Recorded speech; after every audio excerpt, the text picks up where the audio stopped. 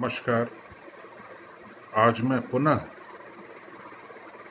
पवन पुत्र हनुमान, जो अपने आप में एक विश्वविद्यालय का स्वरूप हैं, उनके बारे में, उनके चरित्र में जो भी थोड़ा बहुत अध्ययन किया है और जो मेरा व्यक्तिगत मिशन है कि एंशिएंट सिस्टम को मॉडर्न सब्जेक्ट से लिंक करके एक आउटकम को निकालना, ताकि हमारी जो राष्ट्रीय धरोहर है, हमारे वेद है, वेदांत हैं, उपनिषद हैं, हमारे काव्य हैं, सबको रीस्टोर किया जाए। इस मुहिम में, इस ऑब्जेक्टिव में मैं पूरी तरीके से लगा हुआ हूँ।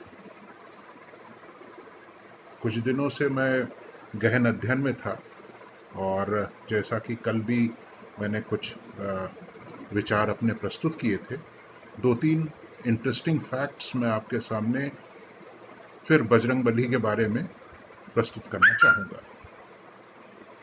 देखिए, जैसा कि मैं फिर से कह रहा हूँ कि पवन पुत्र हनुमान अपने आप में एक यूनिवर्सिटी है, एक विश्वविद्यालय है। वो भगवान शिव के अवतार, वायु के देवता हैं।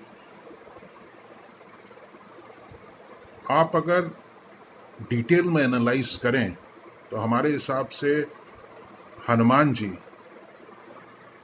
स्पेस टेक्नोलॉजी के ज्ञाता थे। कैसे, मैं 2-3 आपको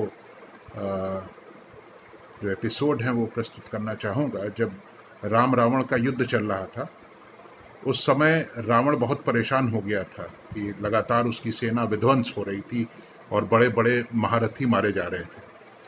तो उसकी एक सेना की टुकड़ी थी जिसमें सब महारथी थे, और जितने भी महारथी, जितने भी वीर थे, सब लोग को अमृत प्रदान था।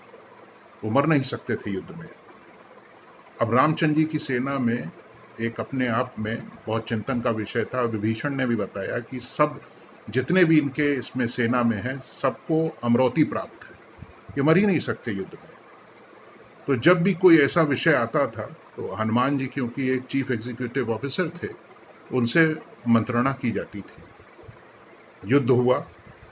अब क्योंकि हनुमान जी को पूरा space science, universe, Galaxy, orbit के बारे में पूरी नॉलेज थी, तो युद्ध में जब सामने खड़े हुए और सेना ने जब आक्रमण करना शुरू किया, तो प्रभु हनुमान जी ने सबको अपनी पूंछ पे लपेटकर उस हाइट में फेंका कि वो ब्रह्मांड पार कर गए।